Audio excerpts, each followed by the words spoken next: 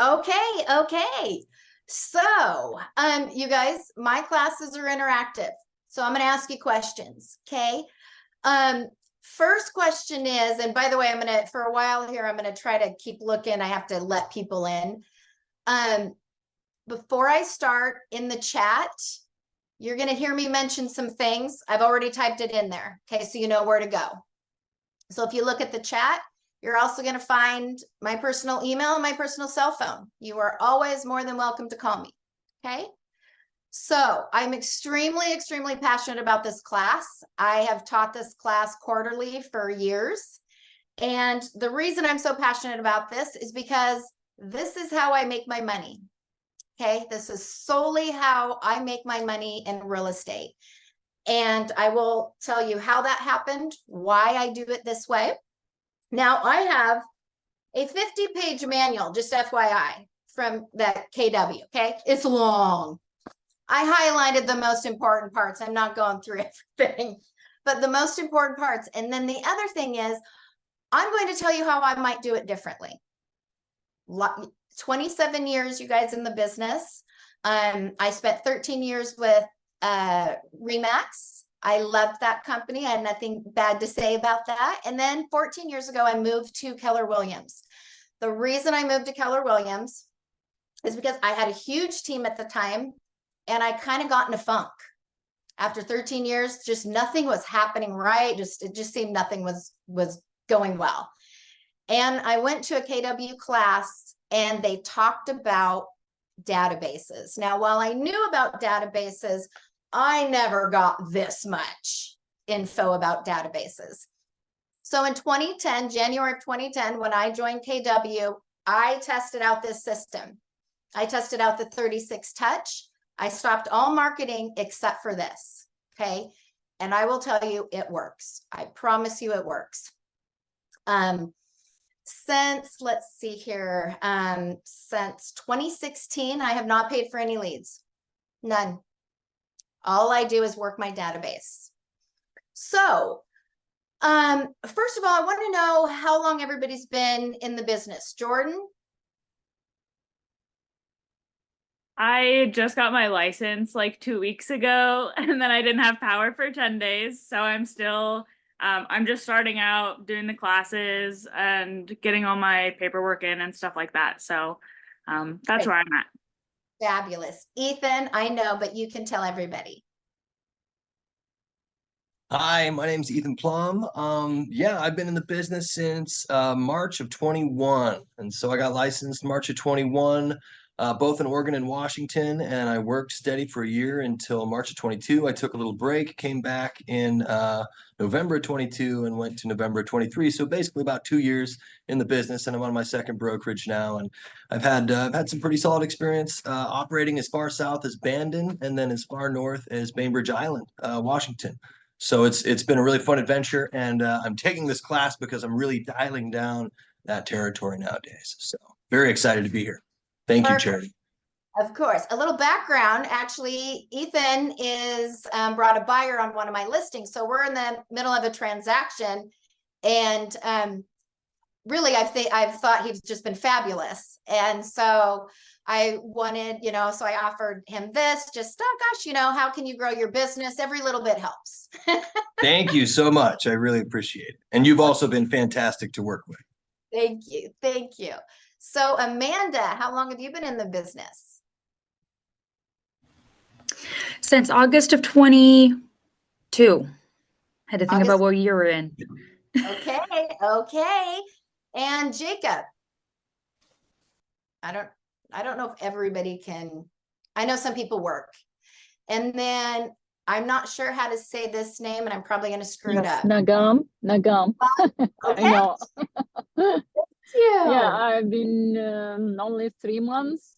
Okay. And yeah, so the new brand and working on just conversation. The whole thing, I'm talking, and hopefully that I will get something so soon. So pray for me.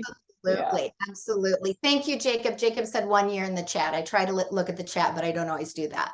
So For anybody that missed, I'm going to go through the KW manual, and you guys, this class is if you've been in the business 2 weeks or you've been in the business 10 years or 13, because I really started this when I was 13 years into the business.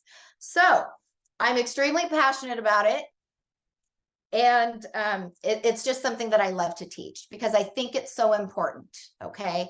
If you do nothing in this business, you guys, please, please, please start your database. Okay.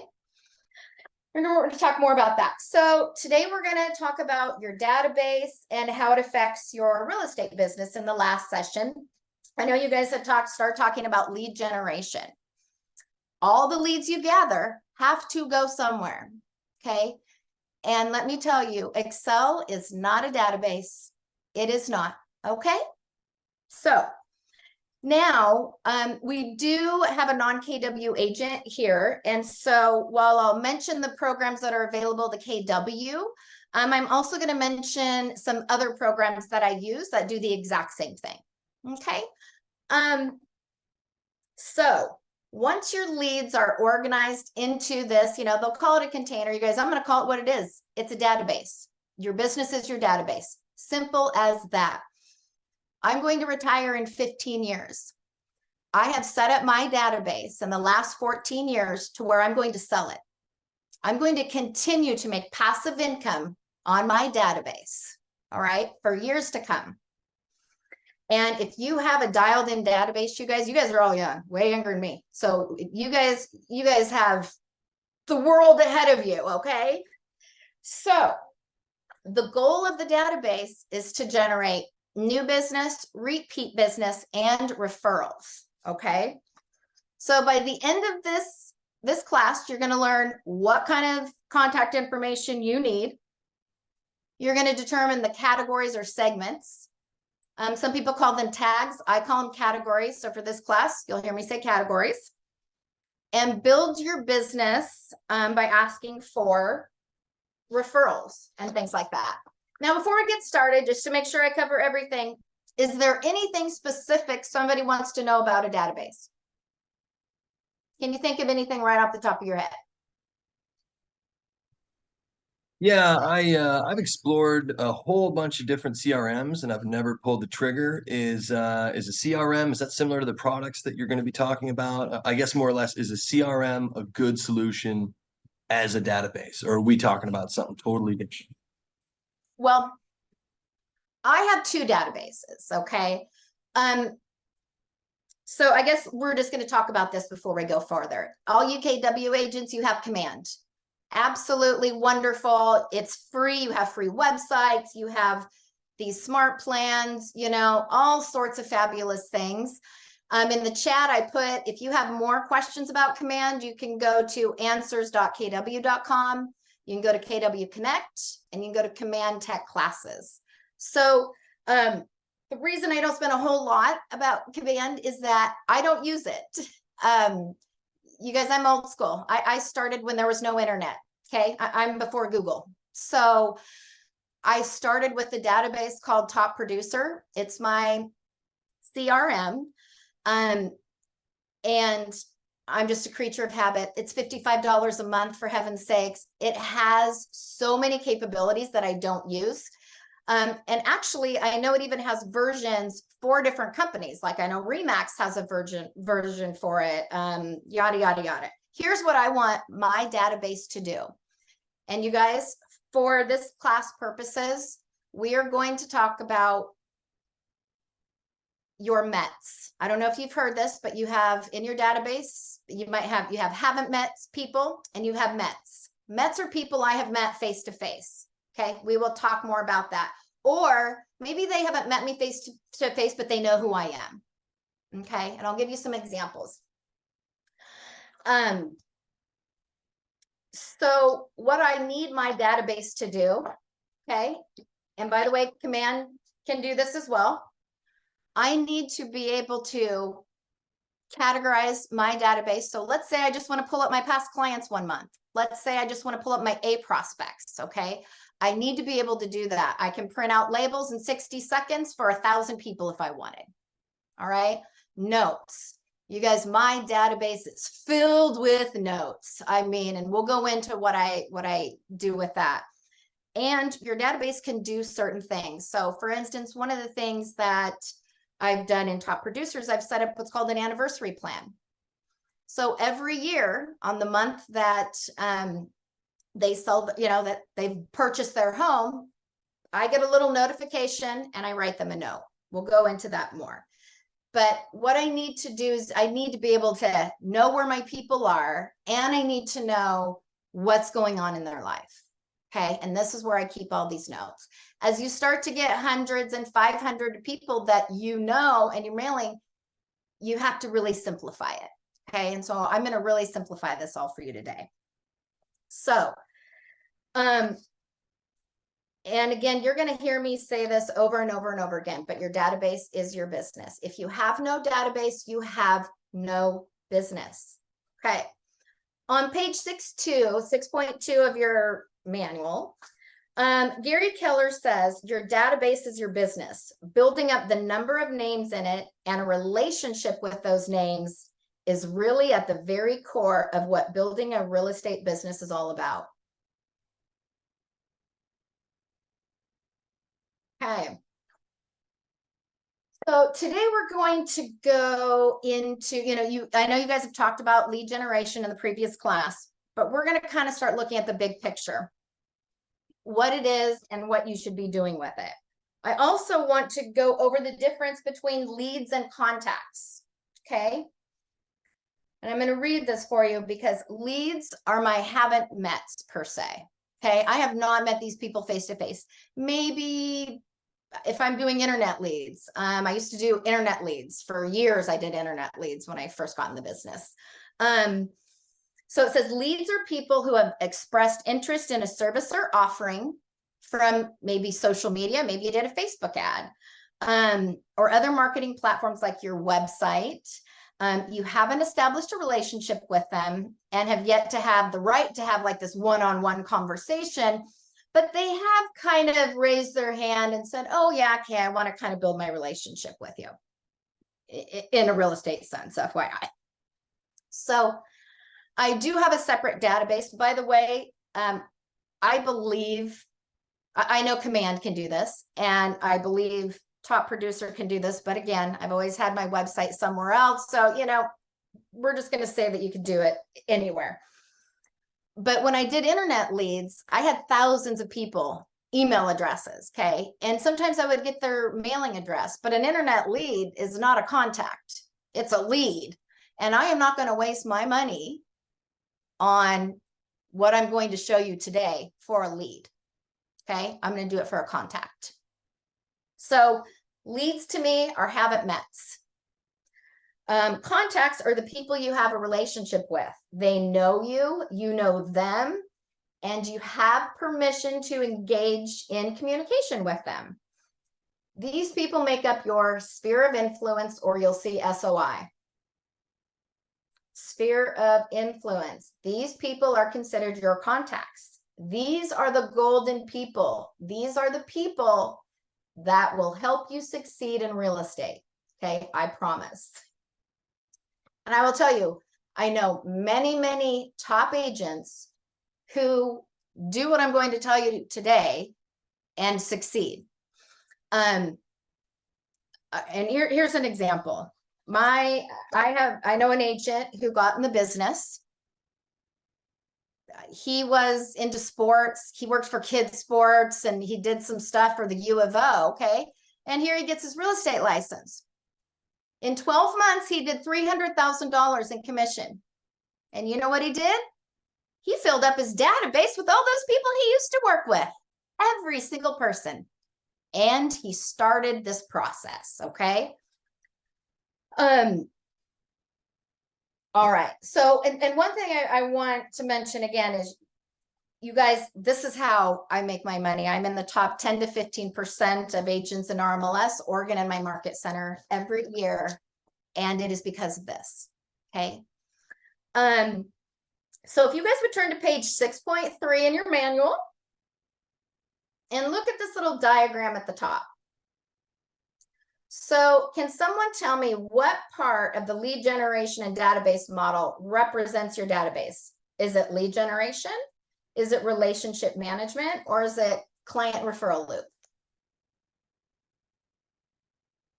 Who has a guess? All right, I'll tell you. Oh, I'll tell you. You guys, relationships. Once they're in your database, it's all about relationship building. It's all about cultivating these relationships, okay? That's what it's all about. And you know, you'll hear me say this a lot. Real estate is a relationship business. And if you don't like people, you probably shouldn't be in real estate. If you don't like helping people, you probably shouldn't be in real estate. So, couple people or a couple things I want to point out that KW has in here. This database does a lot for you. It keeps you organized so you can run your business. You guys, the things when I start getting to this 36 touch and what I do to my database each year. It keeps records of your communications. You guys, I mailed to 500 people. I can't remember every little thing I talked to somebody about a month, even 2 weeks ago, for heaven's sakes. It helps automate tasks and makes things extremely, extremely simple. And like I said, it can be sold later on when you go to retire. Okay, so I feel that every agent's goal should be to build this database. So when it's time for you to leave, you're still making money on it. And I know many agents who have done that, and that is my goal. Okay, so, you know, here's the page on command. We all know what it can do. You guys are going to take your classes. It can do everything I'm talking about. I just might mention when I say top producer, it's the same thing as command. You know, I would use command if I was a new agent starting out. Heck yeah, I'd use command. It's free. You know, I pay $55 a month for top producer. So absolutely use command. I know it does everything that I'm going to tell you. It does. All right. So if you guys would turn to page 6.4, there are 4 laws of a database. 4 laws. Number 1, it's to build the database. Now, the fabulous thing is you guys already built it. Per se, you have it for free at KW. Okay. Just get one. Ethan, top producer, easy peasy. Okay. If you don't have one. A lot of the big companies will have their own databases, okay? And so fabulous. Number 2, feed it every single day, okay? Every day, you guys, I block out time to figure out who can I add to my database this week, okay? And we'll get into that. I've got lists of people you're going to add to your database, okay? By the time you leave this class, you guys, you're going to have a database. I promise. Number 3, you're going to communicate with it in a systematic way. Systematic is the key. Let's not overthink this, you guys. Let's not overthink this. Now, the benefit of me teaching the classes, I overthought it for years, you guys. For years. I made it more difficult than it needed to be, okay? I have perfected how I do it now, and I'm going to share exactly how I do it. I'm going to tell you exactly what I sound out every single month. I'm going to show it to you. There's no secret, okay? The other thing I want to tell you guys is there are hundreds of ways to do real estate. Prospect, you name it. Billboards, done it. I mean, you name things that cost a lot of money and things that don't cost a lot of money. I've actually started compiling this list. I think I'm up to 117 ways to lead generator prospect. Some cost money, some don't. And I'm still adding to it. It's like every few days, I'm like, oh yeah, forgot about that. I mean, I want to have 150 ways an agent can prospect for, you know, people. So, and then the last thing is service all the leads that come your way. Any questions about what a database is supposed to do for you? All right, let's get into the fun part now. Okay, so page 6.5, you guys, in your manual.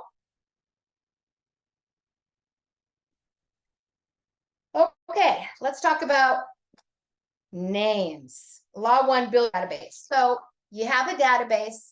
And I hope at this point, you guys have all started adding contacts into your database. Let's start with, what should you have for what kind of info?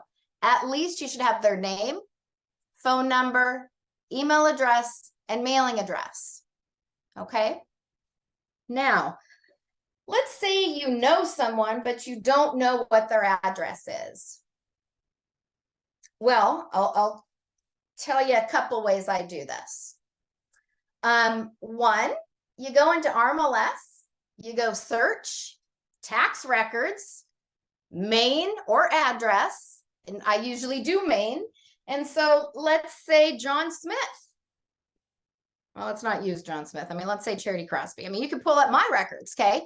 You put in my last name and hit search. And if I own a home, voila, you guys have my mailing address. Now be careful, click on the tax record, because sometimes that record is not the mailing address. Maybe they use a PO box, maybe that's a rental for them, etc.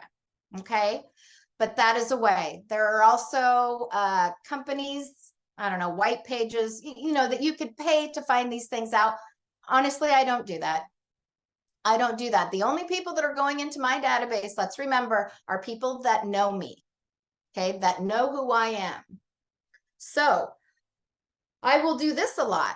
I will Facebook message somebody. Hey, by the way, I wanted you to know that I send out these free little goodies each month to people that I love. Maybe I'll say like, depending on who it is. And I wanted to include you. What's a good mailing address for you? Okay. Nobody has ever told me no. Everybody wants a free goodie, right? And I'll show you what those goodies are. All right. Simple, right? Fabulous. What are some other things that you can add to the database? I mean, what are other things that you might want to know about these people? Family. You want to know about their family, where they're from, where they're going? Kids. I'll look on Facebook when I add somebody into my database, and I'll kind of scroll through. What are their kids' names? How old? Do they have pets? Are they a dog person or are they a cat person? You guys, and we'll talk more about this, but on social media, the two things that I post that get the most interaction and followers, which is crazy. I did this post and I ended up getting like 400 followers from it. Insane. And so my dog and cancer. So, and we'll go over that. But things like birthdays, anything they tell you, anything you want to remember. Maybe somebody called me and said, well, actually, I just had a past client. Hey, Charity, we had some issues. We already know they can't sell the house because, I was there 6 months ago. They're in over their head. However, they told me, we're going to Airbnb it out, but know that this is a pocket listing. They didn't say pocket, but this is like a pocket listing for me. If I have somebody that I know this is going to work for, I have a house right there. So she lets me know. Now, staying in contact with your, I hate saying people, honestly, I'm going to call them friends. Okay. Because people just seems, and client and so on, just doesn't seem right, I guess. Sorry, my dog. One of two. So, do they own or do they rent? Those are things I want to know. Purchase anniversary.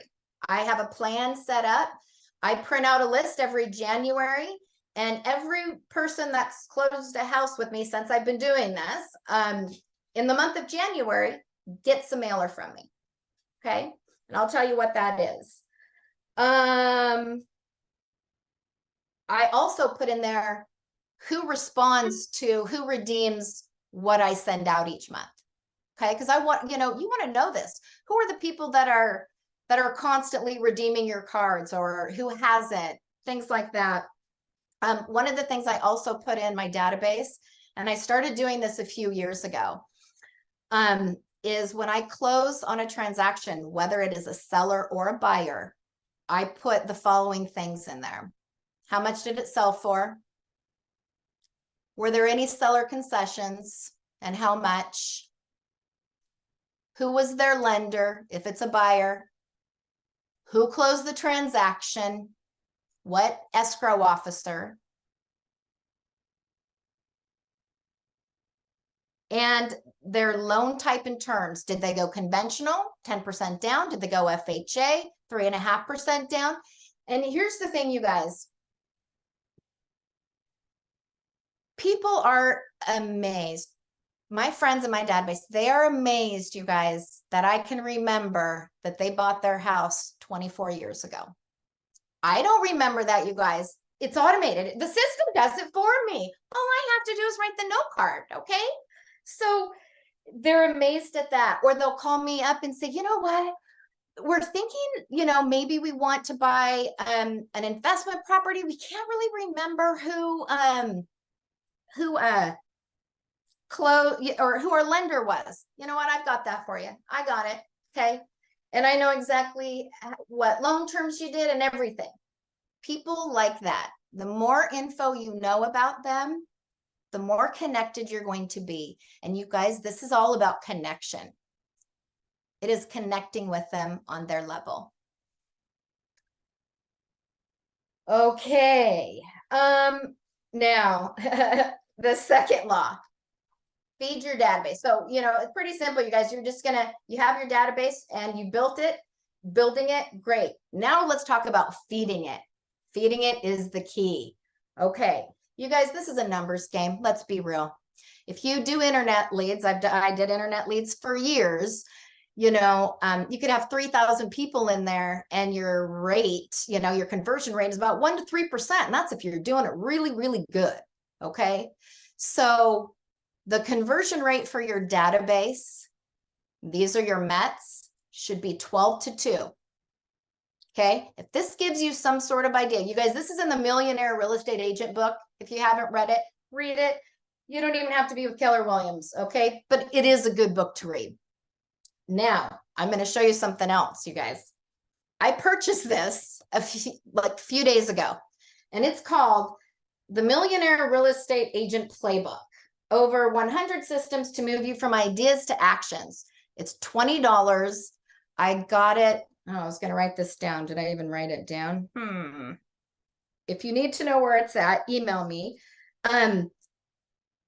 You guys, I don't get anything if you purchase this book. But this is, I mean, I'm super excited because so this is what Gary Keller did. He took like 100 of the mega agents within KW and they sat down and they put this together. You guys, I'm on page 30 out of 169. It was well worth the $20. Unique touches. I mean, there are 4 pages of things that I never even thought of. I'm like, oh, I'm going to do that. Somebody will talk about open houses, farming, you're building your sphere of influence, you guys. I mean, and it's an easy read. Okay. So I've gotten a ton of this and I'm super excited to read this or finish it. So let's remember, do you guys remember from the last session, the 2 ways to feed? Hey, Mom. My mom's home. Oh, thanks, Mom. Okay, I'm teaching a class. 6.6 are in your book. So what are the 2 ways to, let's say, feed or grow? I don't like feed. I like grow your database. Okay. So you're going to hear me say grow a lot. Do you know what those are? There are technically 2 ways: prospecting and marketing. All right. So let's talk about, first you add everybody you know, and then the rest of your feed comes from lead generating, okay, or marketing. You learn the difference between prospecting and marketing in the last section or previous section. Prospecting is actively seeking leads and building relationships. So prospecting to me is like internet leads, I'm doing open houses. I'm prospecting for buyer leads when I do open houses, right? That's what we're doing. So, and as you can imagine, you guys, this didn't happen overnight for me to get to this place where I'm at with my database. Okay. Like I said, there are hundreds and hundreds of ways to do real estate. Don't reinvent the wheel. Everything I'm doing now, I took from someone else. Okay. I learned it in a class. I took Chris Suarez, and by the way, you can, he has a YouTube video on, I don't know, open houses, just YouTube Chris Suarez and open houses. And I took his class, and I was like, dang, this guy knows how to do open houses. If you want to perfect open houses, you guys, YouTube top agents that are having success with this. You guys, you can YouTube anything, absolutely anything. Also, if you're with KW, you guys, all of this stuff is free to you. You can go on to KW Connect, and I'm not even kidding you. It would take you 5 years to get through all of it. And they're still continually adding stuff as things come up. So marketing is a passive way. And like I said, I did a lot of prospecting in my early years, and now I do more of a passive marketing kind of way, and you'll see how. And so basically, you might be putting yourself out there like social media, or maybe you do mailers, that kind of thing. So let's talk about who you're going to add to your database. This is my favorite part. You guys, I have a list of people you're going to do. Okay, so let's just go through them. All right. So friends, your friends, don't assume your friend's going to use you or your family member, please. Okay. If they don't know what you do, they're not going to think of you. And you guys, treat this as a business. This is a business. If we show up, not professional, and we're sending things to people that aren't professional, are they really going to use us? I mean, you guys, let's remember, selling or buying is the largest purchase or whatever they're going to do in their lifetime. So it's a big deal, and we need to treat it as a big deal. Okay. Our clients should be our clients for life. So your family, my mom's been in my database. Okay. Is she going to refer people to me? Absolutely. But she's still in my database because I treat this as a business. I treat this as a business. I don't care if you're my mom or my doctor, you're getting the same exact. Okay. I can't tell you how many agents I've said, well, gosh, my friend didn't use me. I'm like, well, did they, yeah, they know, but I'm going to tell you, people forget what you do every 2 weeks. Every 2 weeks, they forget what you do. I have a small addition. Yes. 2 days ago, what you're talking about remind me of something that my best friend, I just know that she hired another agent to sell her house.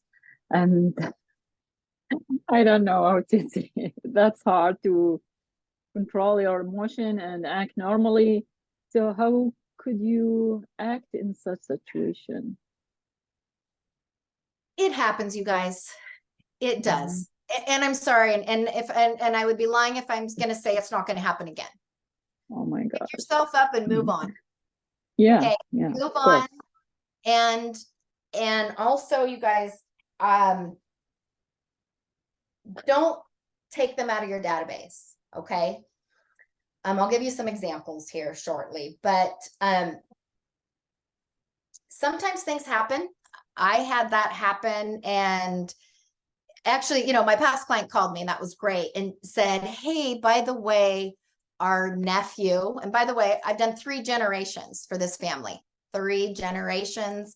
And since 2010, I think we're on 9 houses between those 3 generations. Okay. So, but what it was an estate. Hi. It was an estate. The nephew of the sister got his real estate license. And so my past client said, hey, Charity, it's that little manufactured home you sold my mom. Her mom passed. It was $20,000. I don't care, for heaven's sakes. And she said, but you're our realtor, right? I mean, but for family purposes, hey, that's okay. That is okay. Now, I know some people who, if they saw that in MLS, knowing that they sold that, they're going to delete them out of your database. You guys don't know what's going on. Okay. You also don't know what can change. I have a past client who her bestie has been in the business for a couple years and so on and so forth. Am I going to delete them out of my database? Nope.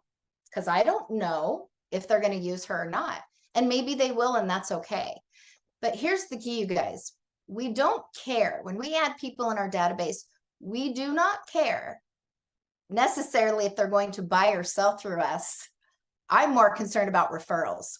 How many people are those people? How many referrals are they going to get?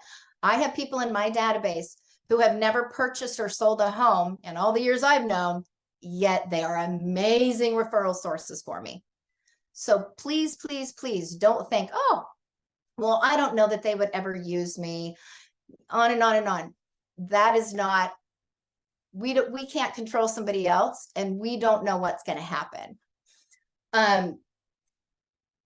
So your family, all right? Your family can be huge referral sources. My sister-in-law, this is crazy, referred a friend of hers 3 years ago. I just closed, what are we on? So in 3 years, we did 5 transactions. And 2 months ago, the last one was a $1.2 million house. Okay. Now, my sister-in-law lives in Silverton. All right.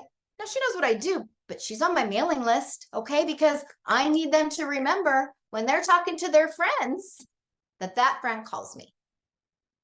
All right. So I can't stress enough how important it is to put your family and friends in there. Now we're going to talk about other people. Church. People from church.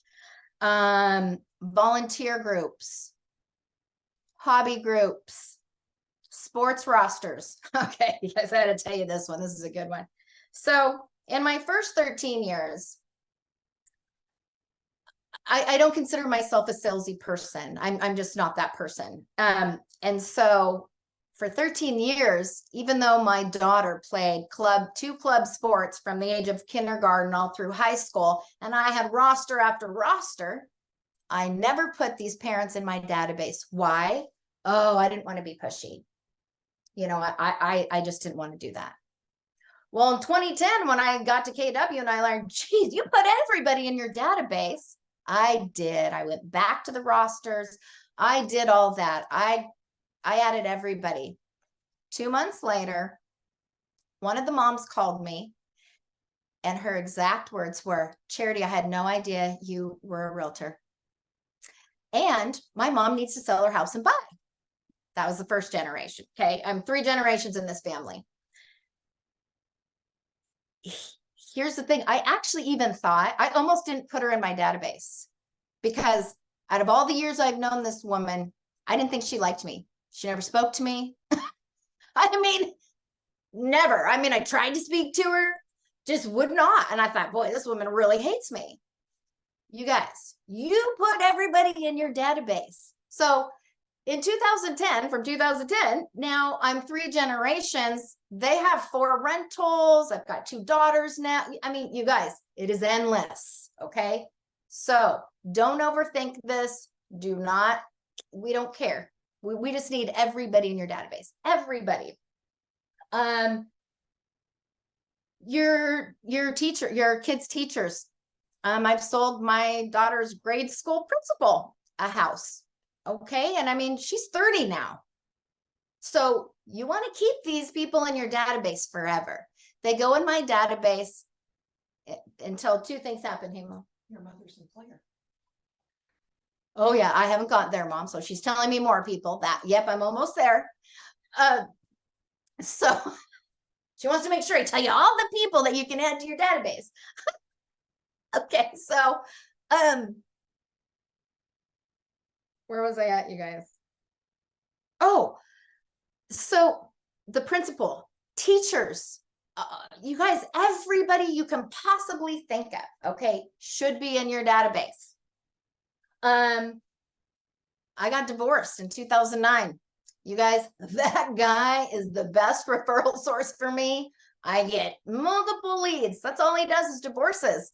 He's also, I'm in the process actually, as we were sitting here, his son called me. You know, they want to buy an $800,000 house. Okay. So, you know, had I not put this person in my database in 2010, where would I be today? This is super important. Hairdresser.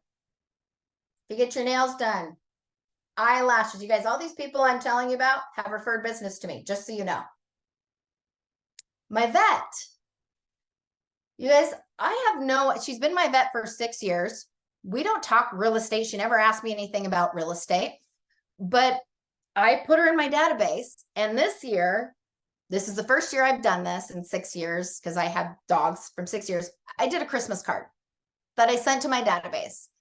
You guys, I did it on Canva. It was cheaper for me to mail through Canva than it was Walmart or Walgreens. Who knew? And I didn't have my company name on it. It had some photos of me and my dogs in front of the tree. Happy holidays. Love Charity, Theo, and Chi Chi. Well, I go to the vet last week and she said, Charity, that card that you sent was just so amazing. She goes, I'm keeping it up year round. All right. Sure. So you guys see, I mean, see how this will start snowballing for you. CPA, great one. Your gardener, house cleaner. If you've used a real estate attorney, your inspectors, lenders. You guys, one of my lenders has referred in the last 3 years. I've sold both of her children homes. I've sold her nephew a home, her nephew's wife's sister a home 2 months later. And this is all in a couple years. If you service people well and you connect with people, let's remember something. People want to do business with people they like and trust, okay? And who they can relate to. Here's another thing. Anyone you pay money to, okay, should be in your database. Everyone. I got cancer in 2018. I had 3 doctors. I had a surgeon, an oncologist, and a radiologist. I have to see my doctors. And so last year, I see my radiologist once a year. And last year, and by the way, so that was 22, 19, 20, 21, she had been in my database for 4 years. Never said anything in my previous appointments. And then in the last appointment, she said, I just want to thank you for those wonderful goodie cards that you send every single month. By the way, she's never redeemed one, but she mentioned it to me.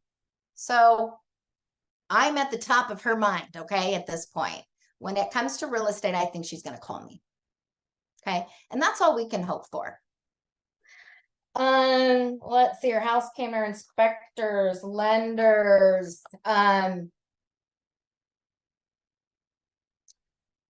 okay, now we're going to get into some other things. You guys, when I go to a chamber, this business is about growing your database and building relationships. So obviously we have to meet I have people. a question. Yes. Regarding the referrals, what do you suggest for gift card or present or gift for the clients for referral? What do you suggest? We're going to get there. Oh, okay. We'll get there. I promise. Yep, we're going to get there. We're going to go into all this stuff. I promise. I joined Rotary. You join whatever groups. Let's say you have a hobby, find their addresses, their names. I have some friends that have cabbie parties each year, and there's always 1 or 2 new people. I start up a conversation. I know their name. I can find their address. If I don't know, the host knows. Okay. So constantly be thinking how you can grow this database. This is a 24/7 situation, but I promise you it ends up being very lucrative. One of the things I'm going to talk about, we'll talk about this in just a second. But let me give you some other ideas. So out of area agents, you guys join Facebook groups, the referral Facebook groups with agents out of the area. Start contributing. You know, when somebody says, hey, in our area, you could be like, oh, well, hey, in our area right now, we have 2.7 months of inventory. Okay. So engage. You have to engage to build these relationships. About 35% of my business each year comes from outside agents. I mean, to me, that's just like free business. I pay out a 25% referral, you know, and I actually just got one yesterday from an agent, and yeah, and they're going to end up buying multiple homes. So that's fabulous. Told you about that. So I'm going to talk to you about creating a provider list. Like if you're concerned, let's say you're concerned about, oh gosh, well, I don't want to put, here's how I started adding, I call them preferred providers. Anybody I give money to, let's just say that, anybody I give money to. I started out with my hairdresser and I said, hey, you know, I do a lot of relocation, and I'm putting together a list of my preferred providers that I use, and I wanted to give them out to my buyer contacts. Would you be okay if I added you to the list? Who's going to say no? Free advertising, for heaven's sakes. Okay. Then what you do is maybe a month later, hey, you know, thank you so much. You know, when you're referring people out, if people are using you, then they're going to want to use the same people you do. Does that make sense? And I also do not ever refer out anybody that I have not personally used, or I have a very trusted person who have used them. When I'll get somebody that says, hey, can you give me a list of 2 or 3 home inspectors? No, I can give you the name of one that I have used for 27 years. I said, I can Google you 2 more, but I mean, I can't give them to you. I only refer out the people that I use. Simple as that. Also, my preferred providers know that. And that's why I feel that they, you know, when you're referring people, you know, people to other people, I mean, the likelihood is that they're going to, you know, feel bad, or, hey, boy, I should refer somebody to them, kind of thing, right? So refer. You know what? When I have, let's say I gave my hairdresser's name out to somebody, I'm going to send her a quick text. Even if this person never calls them, hey, Franny, just want you to know I gave your name to so-and-so. I hope they call you. All right. So you want them to know, because you guys, a lot of times people aren't going to call, and that's okay. But you want that person to know that you actually handed out their name. Okay. And it takes you 2 seconds to do that. All right. Let's talk about something I do called adopt a buyer. So, on my listings, I put the buyer in my database, because guess what? I know what their address is. I have their name. I know what their address is because they just bought my listing and they're moving in. Now, they've seen my name on the sign. I'm sure, you know, the buyer's agent at some point probably mentioned my name, etc. So they go into my database. Now, here's a caveat here. Please, please, please do not do this to anybody at your company. That's just, it's a faux pas. Okay. Any other company, feel free. All right. Just don't do it to your own company that you're with. Just not very nice. Now, you guys, this is so funny, but I do this, and I started this actually a few years ago. And last year, I got a listing.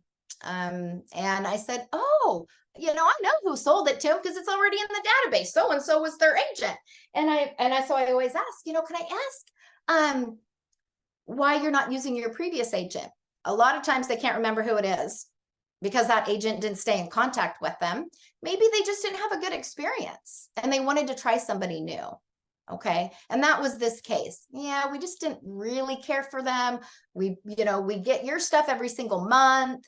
And so we wanted to interview you. And I got the listing. I have another one. And by the way, you'll understand when people go into my database, I also try to find them on social media. And I'll tell you why here in a second. Okay. I find that social media, you guys, it's golden right now. It's golden. So, a couple years ago, adopt a buyer, and that first year they sent me a Christmas card. I wasn't even their agent. And we love our new house. It was one of those picture cards. I got their kids on it. You know, we love our new house. Thank you. I was not the agent, you guys. But now we're Facebook friends and we talk on Facebook. You guys, so see how these things can just happen.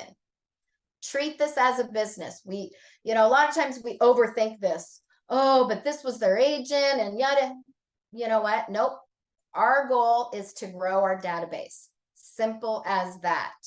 Grow your database. Okay. So I think I got off on a tangent, but here's how you can figure out if you're doing well with your database. And this is in the MREA. This is how I got sidetracked. So for every 12 people in your database, you should be getting 2 pieces of business. I have tested this out. This is true. Okay. For every 12 people. Now, let's remember, people only buy like every 5 to 7 years, NAR stats. But that's okay, because those people for those 5 to 7 years till they're ready to buy or sell again can refer business to you. And that's the goal. My goal is referrals. To be honest with you, my goal is referrals. I know I do a good enough job. I mean, I do a great job at what I do. And I know that they're going to do business with me again, but that's not enough. That's not enough for my business.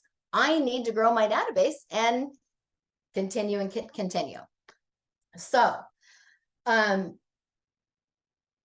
adopt a buyer. Simple as that, you guys. You put them in your database. I'll tell you the categories. We're going to get to categories here in a second. And that's a fabulous way to start growing your database too. Okay. Now, we're going to talk about social media because this is really where I felt things took off for me.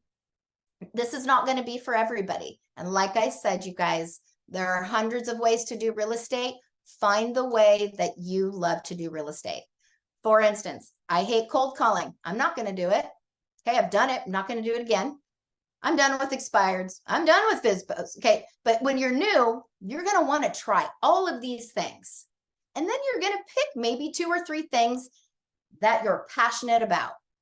Okay, I am passionate about other people. It really is something that I love. If I wasn't in real estate, if I could do something else, I'd probably be like a counselor or whatever. You'll find out over the years, we tend to do more counseling sometimes than anything else. You'll get divorces, you'll get deaths, you're with these families. I had, in 2015, one of my buyers, my young buyer, and I had done 3 transactions, started in college. Her and her dad bought the first house. And then, we sold that. Then her husband, they bought another little house. We sold that. And then we bought their forever house. And a year later, she died in a car accident. And, it's not like I talked to them all the time, but it really affected me for a very, very long time. Because as you work with people, you really need to connect into their lives and you need to let them connect into yours. So now what I'm going to talk about is a little bit emotional for me. So in 2017, my sister passed from cancer. And 2 days after her funeral, I found out I had a very aggressive form of breast cancer that had reached my lymph nodes. So I wouldn't say I was a big social media person per se at that time. And I decided that I was going to share my journey, my cancer journey on Facebook. It was the best thing I've ever done. And especially for me at that time. And I know many, many people who have cancer and that's not for them. They like to keep it very quiet. For me, I just needed to get it out there. The good, the bad, the ugly. I mean, it included, a video of me shaving my head as, my hair was coming out from chemo. Things like that. I got a blood clot, all these things that could possibly happen. I did it. I also tried to be as positive as I could during that time because that's just kind of the person I am.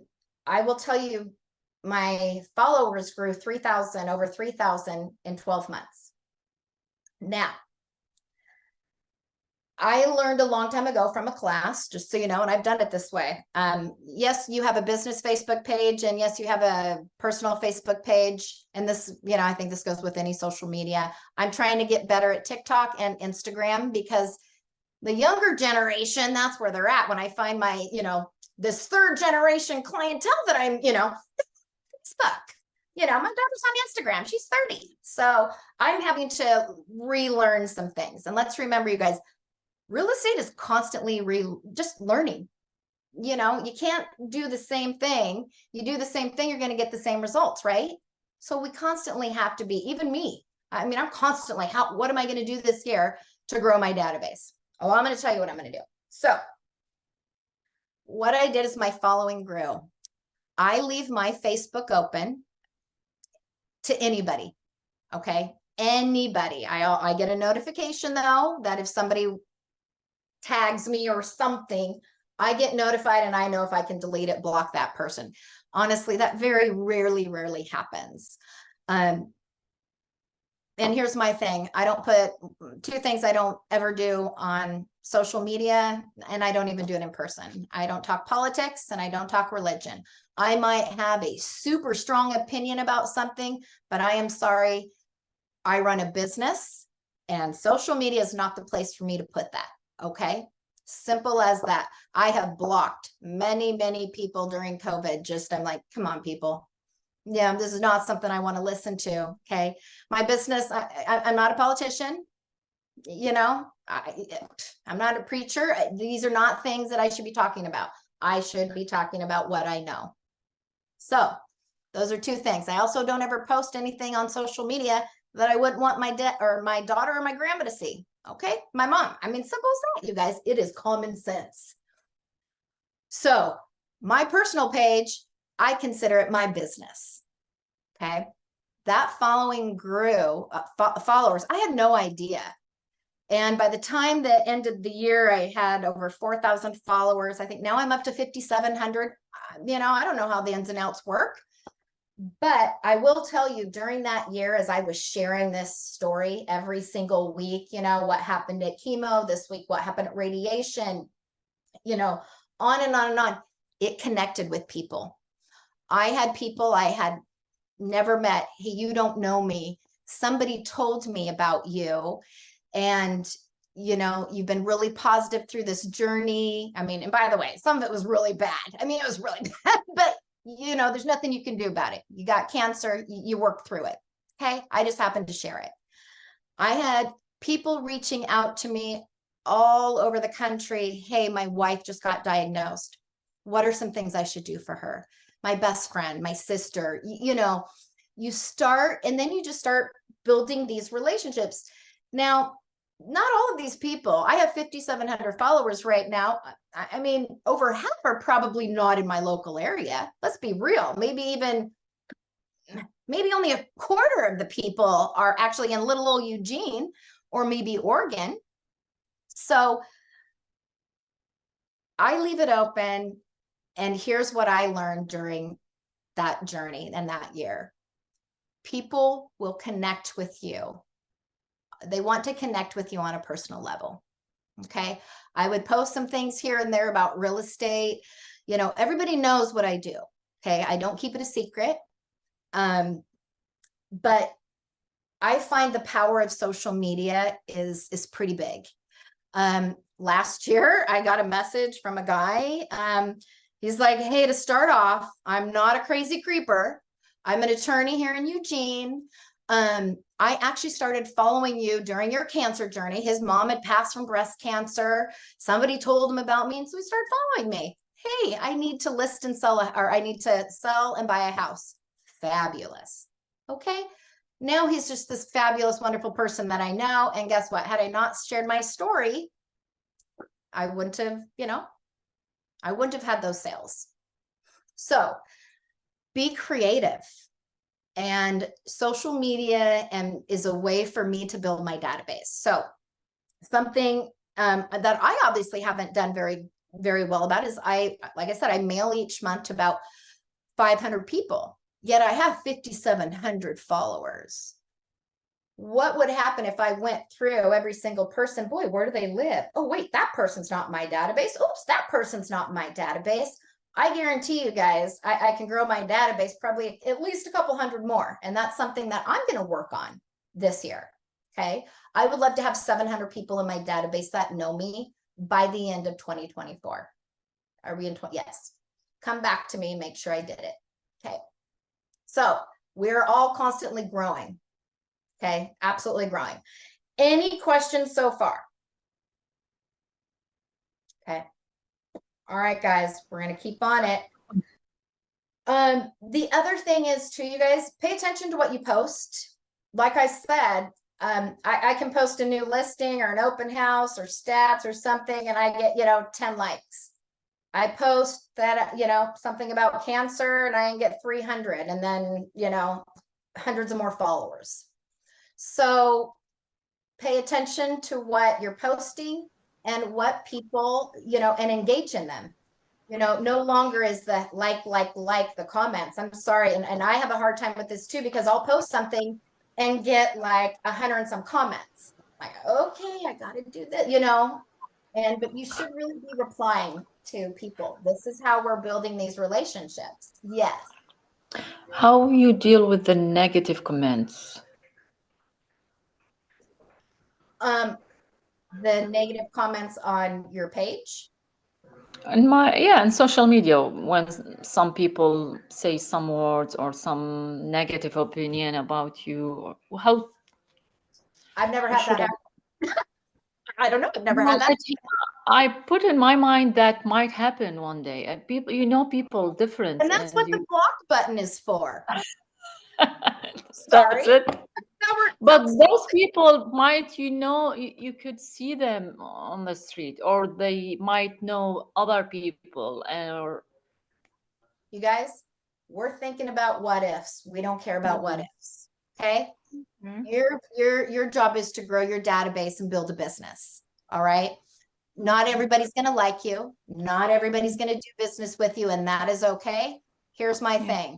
Move on next. How many billions of people are there in the world? Okay. All we need is a small group of people, you guys, to buy houses from us. I agree. Don't give them any power. Don't give them any power. No, who cares? I mean, if somebody were to say something negative on one of my posts, I'll block them. I'll delete the post and I'll delete their comment and I'll block them. I guarantee you it's somebody I don't know, because people that know me wouldn't do that. Okay. But yeah, you can't control all social media stuff. You can't control all social media. I've got a basic question just about social media posts as far as listings go. And I've actually absolutely had the exact same experience where, I post a Happy New Year with my dog, I get 100 likes. I post, hey, look at this hobby farm for sale. Here's 14 likes. But essentially, when you're going about posting these properties, do you always leave the price off of there, or do you include the price? I don't typically like to include the price. I want them to reach out to me about it. I just thought I'd ask your opinion on it. I have mixed feelings about this. Okay. Consumers are smart. All they're going to do is go to Zillow. Okay. They're going to find the price. And then that little contact form, do you want to see this property? They're going to do that. You guys, here's, if you go to my Facebook, you'll see what I put on there. I put my website, my personal cell phone number, the price, the address. Even I get irritated. I'm not going to lie. I get irritated when an agent posts and I'm like, dang, I just need to know the price. Now I'm going to have to go look it up and yada, yada, yada. You guys, consumers feel the same way we do. Okay. So my thing is I give them all the information they need. Okay. I just do. But, I know many agents that do it differently and are successful. Okay. That's just my personal opinion. Thank you. I just wanted your opinion on it. Thank you. That's it. Okay, so I'm gonna give you 60 seconds, you guys, and you're gonna write down 5 people you're gonna add to your database right after this class. 5. You should easily have 5. Easily have 5.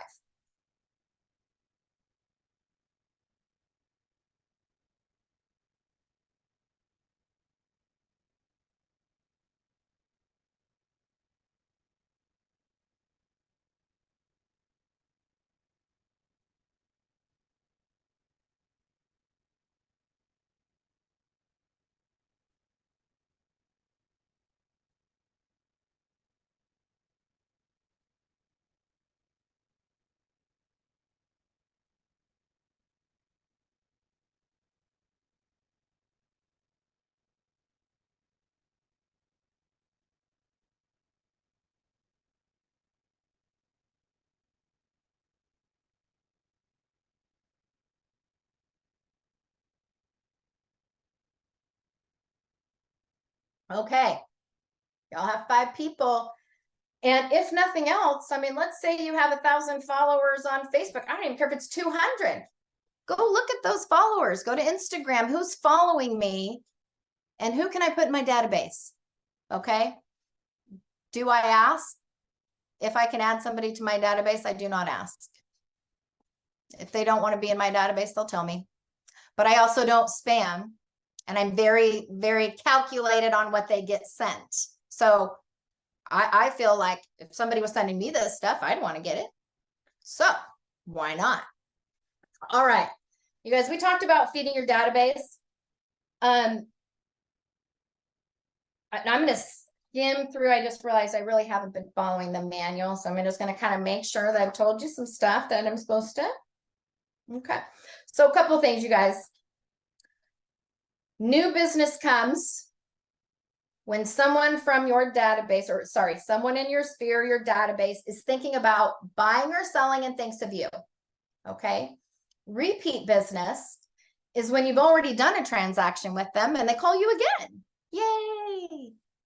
And what's really fun, you guys, what's really gets fun about this is that, okay, you have a buyer, 3 years, 5 years down the road, they want to sell and they want to buy. You have 2 transactions right there. So you want to continue this relationship because these things are going to happen. And during that time, like I said, the other third way is referrals. You want people to refer you out. I just need to make sure I'm getting all this stuff. So how can you get referrals? You can ask, you can explain how to give you a referral, sharing how important it is to you, or thanking them with words or even a gift for a referral. Okay, so now we're going to talk about this. When somebody gives me a referral, I'm going to give you 2 different ways, okay, because I changed it recently. But what I would do is a handwritten note. You guys, I reward the name. I don't care if that person ever calls me. I don't wait for the person to call me. The second I get off the phone and they said, hey, I sent you someone, or if somebody calls me and said, so-and-so sent me some, to you, that day, this is going out in the mail. Okay. So what I used to do, I'd buy cards at Walmart or Target. Thank you so much for the referral. I greatly appreciate you. Referrals just mean so much to me. Listen, come from the heart, you guys. And I would put a $5 Starbucks card in there and a $1 scratch it. Easy peasy, mail it out, okay? There's also a company, and I put it in the chat there.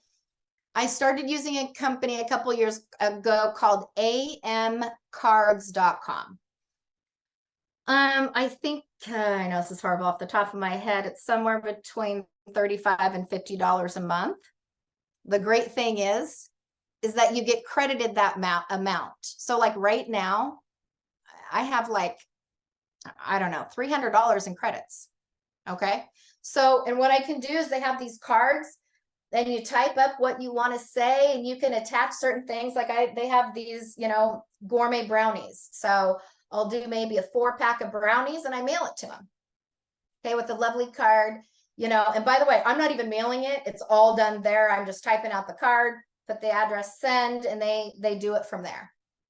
Okay, there's many different ways you can give referrals. Pick and choose, but reward the name, not the referral itself per se. I think that that's really important. Okay, and just whatever you're comfortable with as far as referrals. Okay. Let's talk about something else, how to feed your database.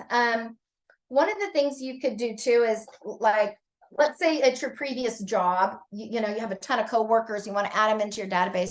Maybe you want to start a referral, or I call it a testimonial page. And it's just a one-page thing, and it goes in my buyer packages, it goes in my listing packages, you know, and go anywhere you want.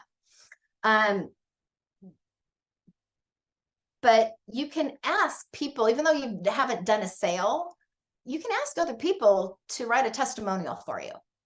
Okay, so maybe in your previous job, like, I mean, here are some examples they give. You know, your responsiveness or attentiveness to detail. Okay, I mean, or attention to detail, right? That's big in our business. Professionalism, empathy, communication, you know, that's big too.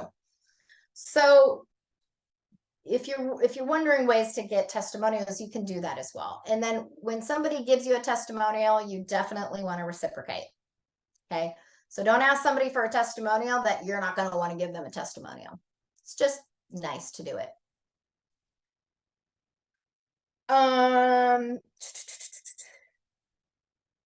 Okay. Sorry, we're going to get into some, I just have to make sure that I've covered the KW stuff I'm supposed to cover. Okay. Third law, communicate with your database. Oh, I saw that and I thought, oh my gosh, my dog, it was you. Okay. It was my toddler. He needed a kiss. All right. So let's talk about, you have all these people in your database, right? What do you do with them? I mean, if you just put them in your database and do nothing, you just got a database full of people. I mean, you really have nothing at that point. Okay. The key is, and you know, I have to tell you a lot of things here, but the key is, don't overthink this, you guys. Consistency is the key. Consistency over quality, quantity, the whole bit. So I'm gonna, okay. Now, by the way, we call these touches. So, and this has actually been proven, I've done it. So you should be, in order to get that 12-to-2 ratio I told you about, you should be touching your database 36 times a year. Not physically, do not touch anybody, but you can touch them with things. So,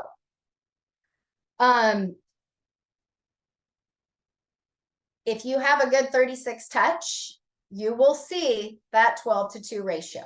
If you're not getting it, then you know, gosh, maybe I need to tweak something. What's not working well?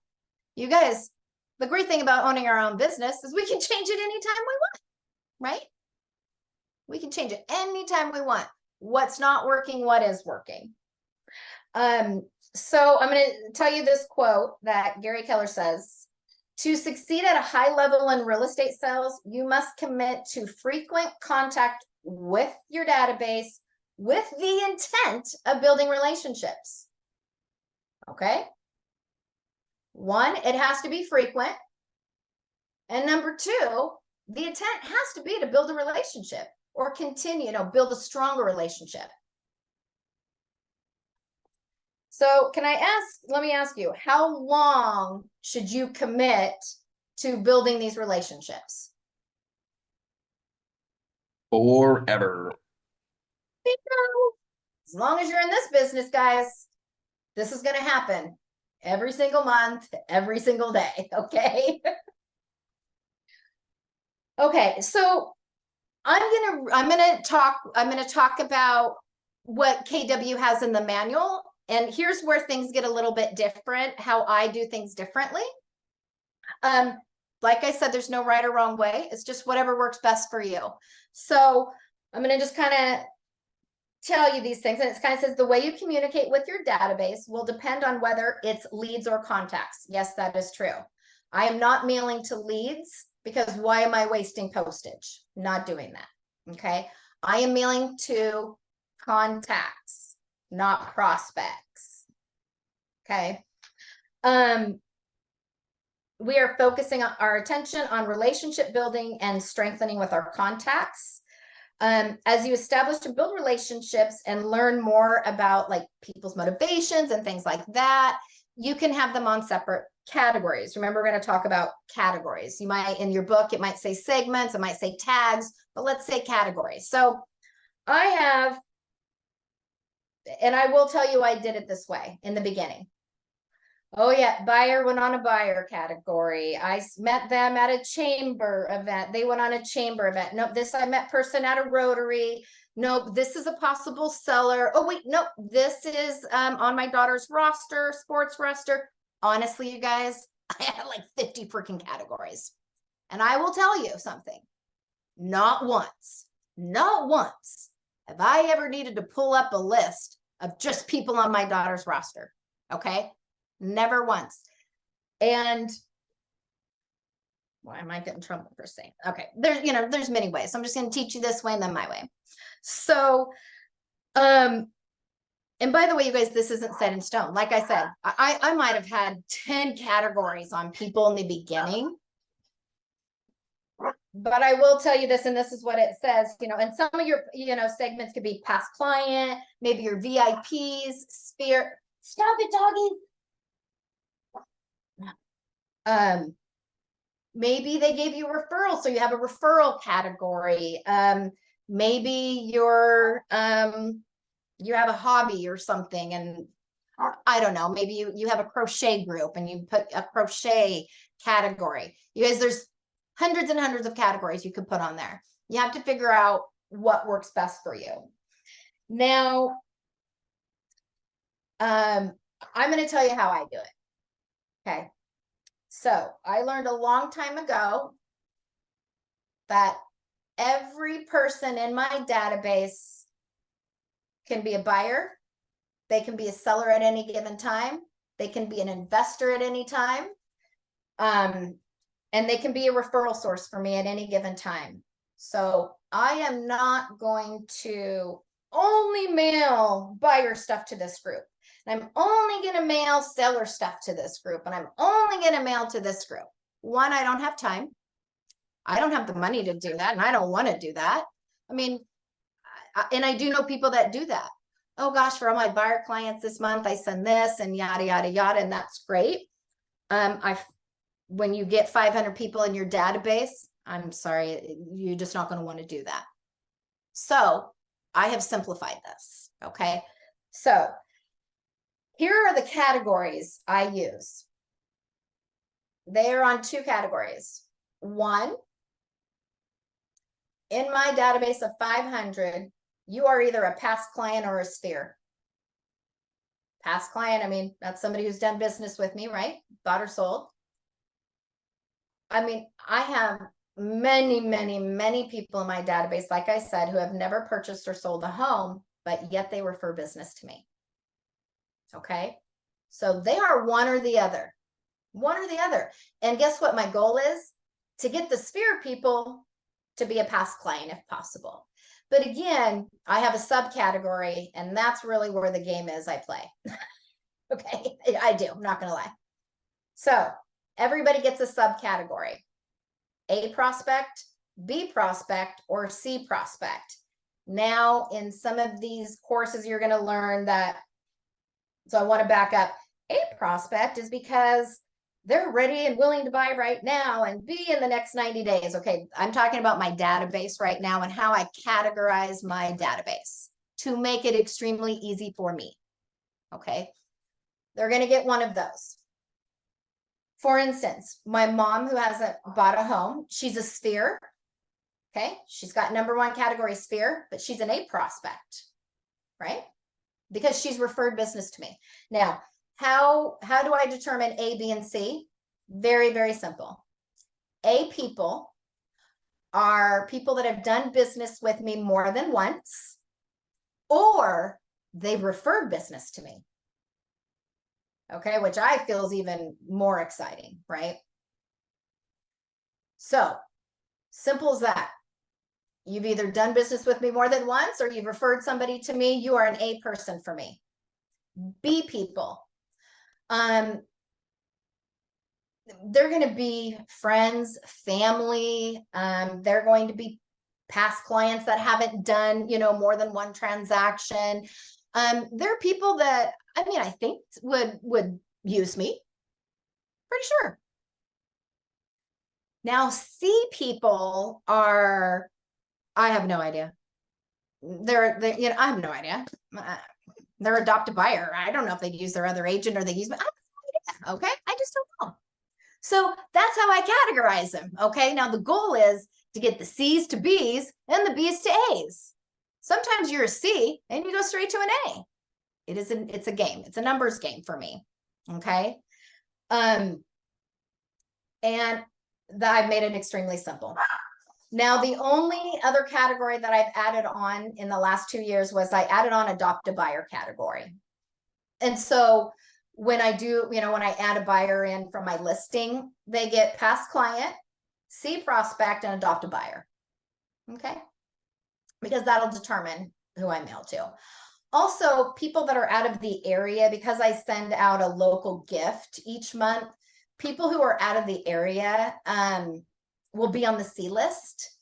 There's not that many, because here's my thing. Most of them are, there'll be family members who are, in Oregon, but in different areas, because I want them to remember me. If nothing else, I can get a referral somewhere.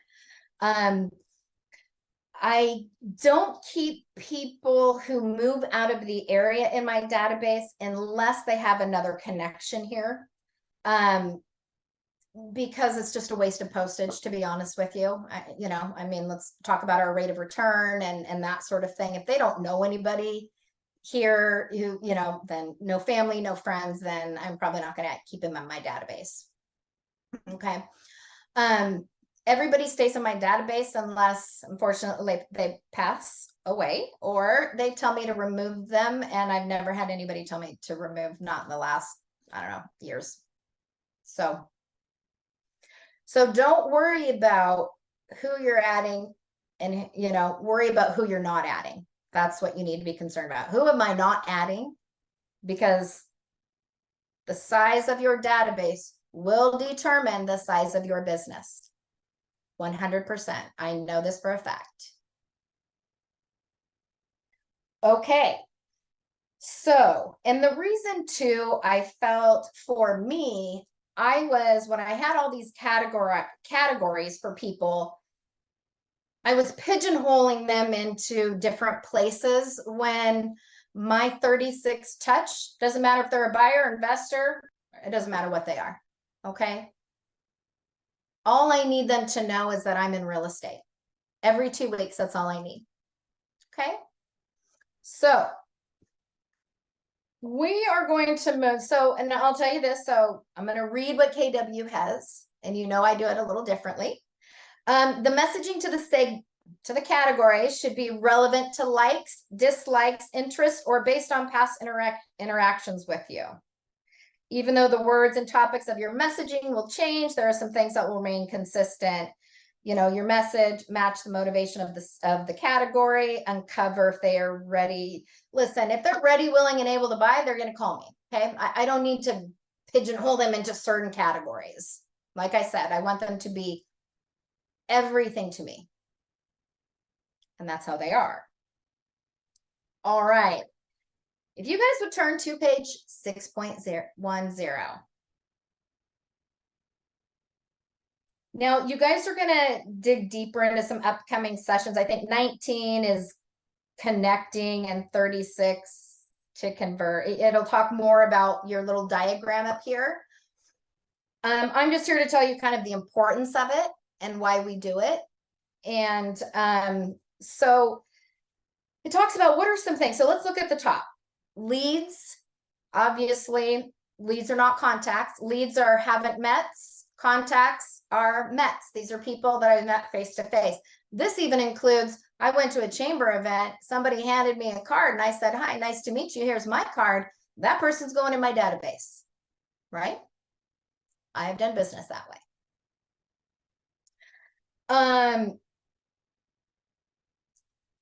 Here's the thing too, you always want to come from contribution, some sort of value, let them know what you expect, things like that.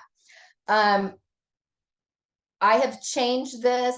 Will I ever change the way I'm doing it now? Probably not. I mean, this has been fabulous for me, doing it, what I'm sending out now, my 36 touch. Sometimes maybe I might want to add an event or something like that. I'm not a big event person, you know, I don't even like to go to events. So I don't even want to have an event, but you know, a lot of people do and they love it. So, these are things, you guys, that you can set. I'm going to give you some ideas of things that you can send out to your database, okay, on a monthly basis.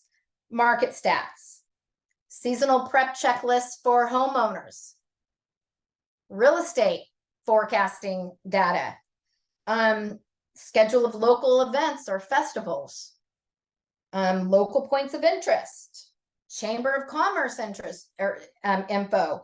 Do you guys know when I have a relocation buyer, I go to the Chamber of Commerce and they have all this stuff. I mean, now I've recreated it, but how I started is I went to the Chamber of Commerce.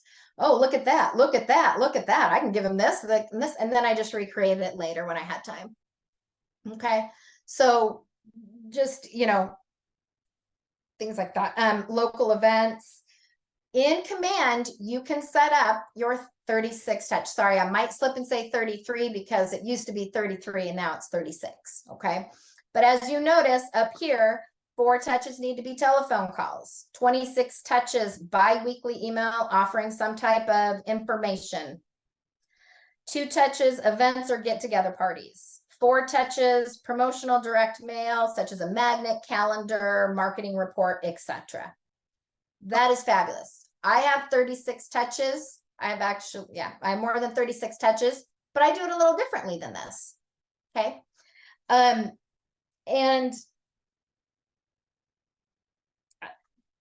sometimes you guys, and I've had this happen many, many times. It's like, why do I call people? Why do I call them? You know, boy, I have to do this call again. What am I going to call them about? Anybody in your database right now, you guys, I'd be picking up the phone and, hey, how did you fare through the storm? Any, you know, any property damage? Is there, you know, are you looking for a contractor, tree person? You guys, we have Facebook groups. I mean, you can even Lane County Realtor. When I need somebody and, you know, my roofer's booked up, hey guys, who are you recommending for a roofer right now? Okay. So that, you know, I always say, for me, I need an excuse. You know what I mean? I'm not that person like, hey, Joe, how's it going? One, I don't like to talk on the phone. I just don't. And so I tend to not do it. And, but I feel though, with social media, you can almost do the same thing. Okay, with that, yeah. Did you raise your hand, Bailey? Okay, I didn't hear. All right. So I'm going to tell you how I do it, and it might be a little different. Now, here's something that I got from a class years ago, and somebody said, well, I mean, I just can't just every 4 times a year think of something to call them about. Well, I mean, when the interest rates go down, listen, call your database. Hey, did you know, you may, you know, I know you might not want to sell, but gosh, I want you to refi. Whatever. Do you need the name of a lender? You know, what can I do to help? Come from contribution, you guys. They should think of you for anything and everything. In the last week since the snowstorm, I can't tell you how many phone calls I've been getting. You know, what should we do about this? Should I call my homeowner's insurance? You guys, we are the professionals and we want them to call us. That's what we're here for. We're not just here to sell and buy them homes, you guys. We're here to give them information. And this is why it's so important to keep up on lending programs and what's going on. And I'll be honest, you guys, I do not pay attention to NAR. I don't care about the whole whatever. I care about Lane County. Okay, so I'm never sending stats to my clients, and you'll never, you know, unless it's something pretty exciting, I'll post maybe something NAR that I think, oh, that's kind of fun. But I don't care. I don't care what's happening in Washington, D.C. I don't even care what's happening in Arizona. Okay. I care what's happening in Oregon. If the laws change for tenant landlord laws, that's a big one, you guys. I just got a call today where one of my past clients is renting out their house and like, well, we're going to do this. I'm like, no. You send that letter. All they have to do is call an attorney and you owe them 6 months of rent. Okay. If you have anybody in your database who is a landlord renting out their property, please let them know when the laws change. Okay. If they own an Airbnb, you know, let's say Eugene changes some laws about Airbnb. Hey, you know, I know you have a couple Airbnbs. I just wanted to make sure that you heard about the new changes, that kind of stuff. The more information we give, the more they're going to come back to us. You know, we need to be that person that they come to. And that's the goal. That's the goal with our database. All right. So I am going to tell you my 36 touch. Let me just make sure. If I didn't, you know, here's like my neighbor, one of my neighbors, during the storm, their skylight leaked. So she knew to call me. Hey, yep, I'm going to call my, you know, here's my riffer's name. I even called my riffer. Hey, I'm going to need you to reach out to this person. Okay. Sooner than later. So, another thing, you know, here's another thing I did. I have an elderly couple next door, very elderly. And one's wheelchair bound, and they ended up calling me and I didn't get the message for 2 hours. I was home, but my ringer was off. I panicked, you know, but it was all okay. But it made me think, you know what? I need to have some other people, you know, I love my neighbors. So I called all my neighbors around. I made a phone list for them and I dropped it off to them. I said, here's one to hang on your fridge. And here's one to put near your home phone in the drawer in case what happens again happens. So, and he was so thankful. Oh, Charity, thank you so much. Just thank you. Okay, you guys, simple little things like that. Just, you know, look at other people. I think a lot of times we get so involved in us and what we're going through and things like that, that we really need to remember to show gratitude, help others, us just helping other people, for heaven's sakes, being kind. Perfect. You know, these are ways to grow your database.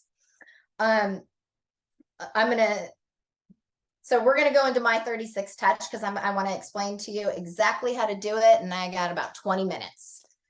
Let me just make sure there's nothing else I have to really tell you.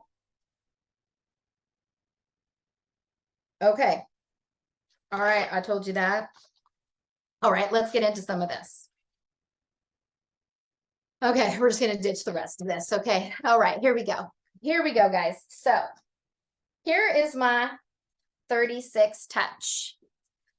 And you guys, you have my email address. If you want me to send this to you, I am more than happy to do so.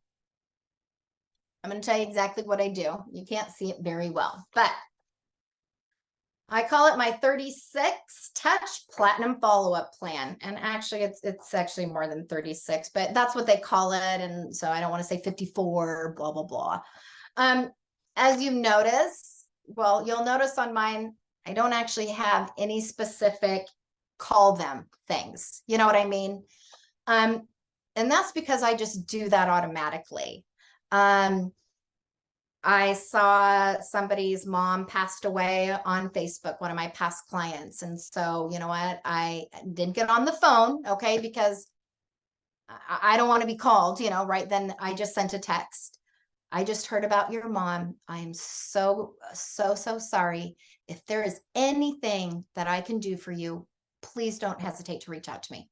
That's it. And I got the nicest, oh, you just don't know how much that means, Charity. Thank you. Okay, simple, you guys, simple. Let's just not make this more hard than it needs to be. So I connect a lot through Facebook. And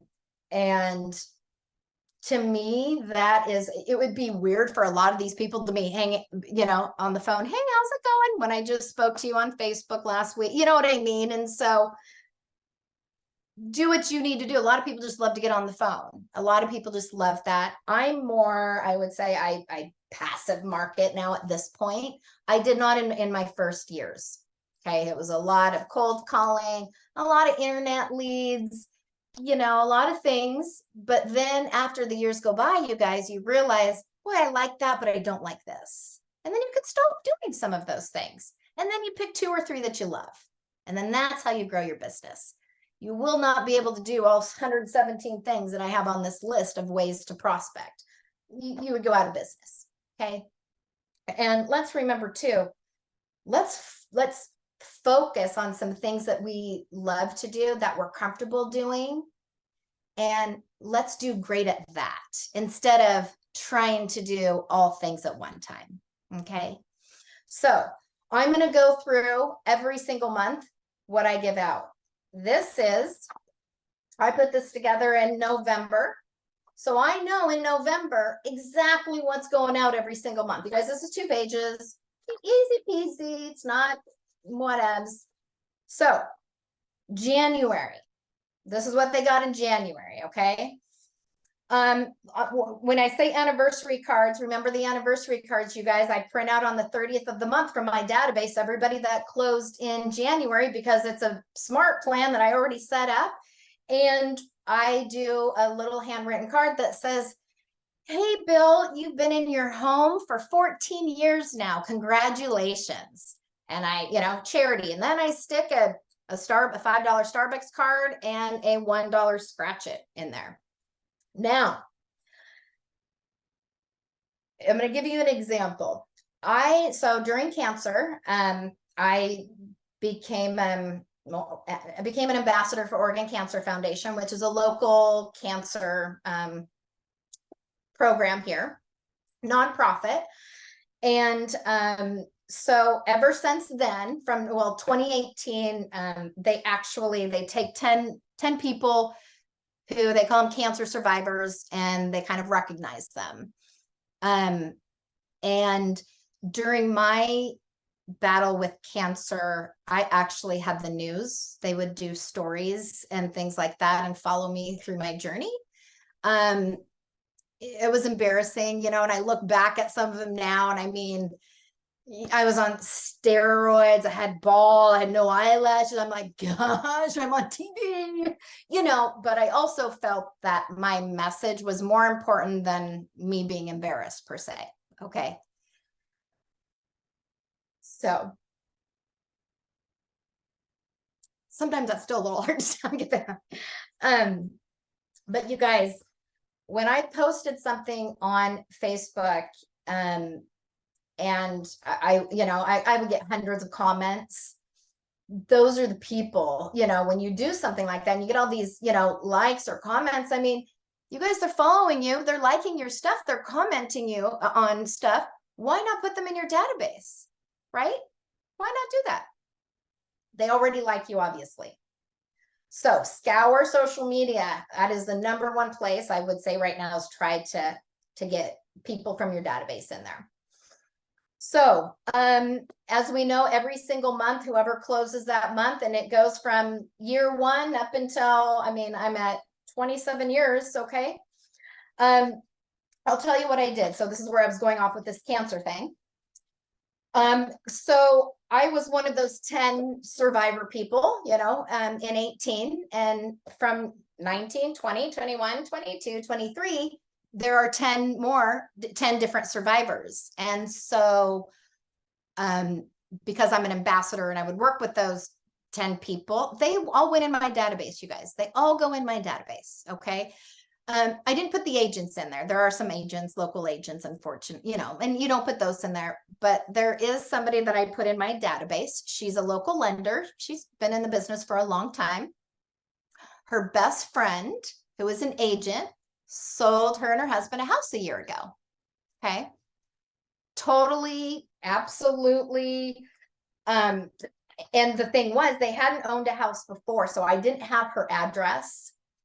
And so what did I do? I went to RMLS, searched tax records. I pulled up her last name and I'm like, oh yeah, they just bought this house. You know, I know that her bestie is an agent, but guess what? I still put her in my database. I also put her on my anniversary plan.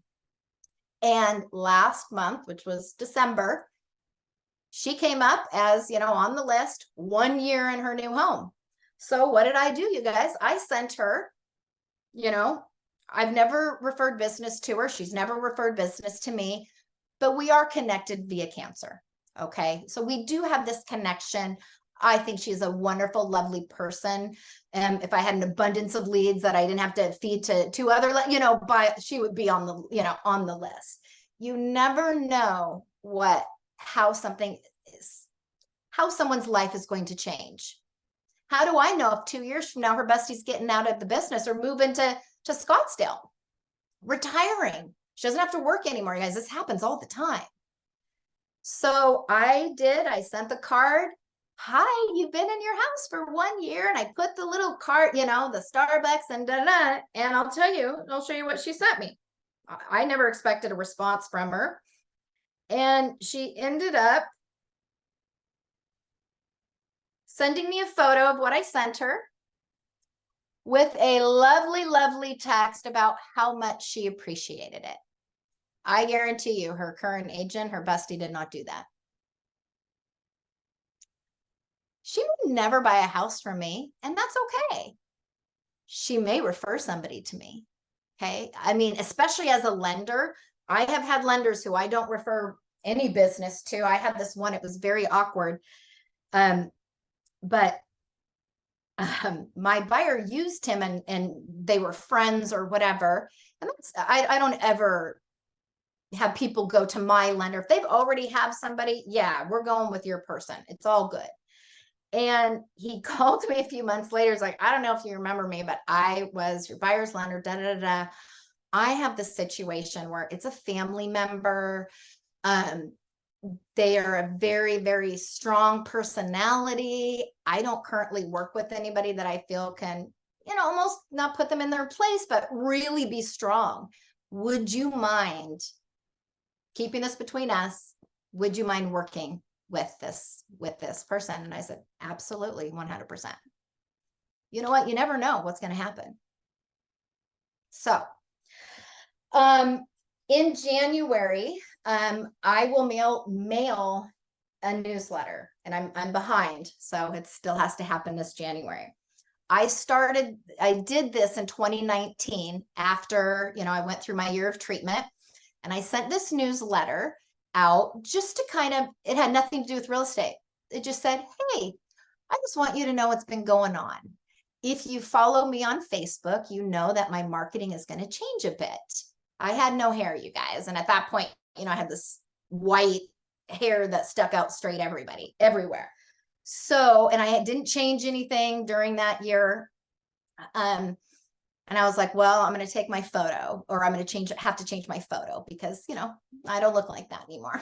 And so, and it was one page. I had gotten a dog, 2 dogs. I put a little picture of them. You know, as you know, I went through cancer, yada, yada, yada, blah, blah, blah. I cannot tell you. I guess I just assumed everybody's on social media and on Facebook, but they are not. I got call after call. Now, you guys, these are people from my database reaching out to me, okay? Not the other way around. And that's what you want. You want them to reach out to you. And oh my gosh, Sherry, I had no idea you were going through this. I mean, again, building these relationships, horrible off cancer, but sometimes that's just the way it goes. So I do mail a newly year's letter because people aren't on social media, and I just want them to know what's going on with me. There's always, I put a second page that I've done. It says, here are all the ways I can help you. Okay. And honestly, there's like 10, you know, are you thinking about a remodel? Are you thinking about purchasing an Airbnb? Are you looking outside the area? You know, all sorts of things, all the wonderful things I can do. Do you need to do a 1031 exchange? Blah, blah, blah. So it had nothing to do with real estate. Not even one single thing about real estate in there. Okay. And I got a lot of phone calls and a lot of relationships that just got even stronger. So on the first of every month, I send out what's called a CAP card, Client Appreciation Program. Okay. I'm going to show you what it is. Now, who does this for me? You have her info. Oh, by the way, you guys, I want to tell you something. I don't have a team. That's old. Okay. I haven't had a team. And it might say, because my business in Oregon is the Charity Crosby real estate team, but that Crosby and Frey team, that was 2 teams ago. Okay. I started that team in like 2008, 2009. So since, I guess 2018, I changed everything around. Obviously, cancer changes you. I realized what I love doing about real estate and what I don't like about real estate. And I love helping buyers and sellers. And that's what I'm passionate about. And that's all I want to do. I've had big teams, listing specialist, I've had a transaction coordinator, marketing person, multiple buyers agents. It is just me. I don't even have a transaction coordinator, you guys. I do my own paperwork. And I am in the 10 to 15% of RMLS every year in the top. Okay. You don't need a team to do what I'm telling you. Okay. And I still have 15 more years in the business, and I'm never going to have a team again because I like the way this is going for me. Very little overhead, Okay. It's pretty crazy. So I just want you to know that you can do this, just little old you. Okay. You don't need anybody else to do this. You need hard work and you need to grow your database. Simple as that. So CAP cards are these. Now, Trenda from Marketing and Design Solutions, and I put her info in there. So as you can see, it's a free car wash. Okay. She does this program and she sends this sheet to me, and I asked for it in December. And I have 2 options every single month. There's 2 freebies that I can choose from.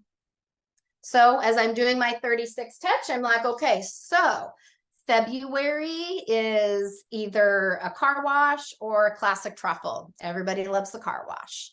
So on here, on my 36 touch, wherever that went, here we go, kids. It says CAP card, new image car wash. It goes out on the 1st of the month. It goes to my A and B people. Okay.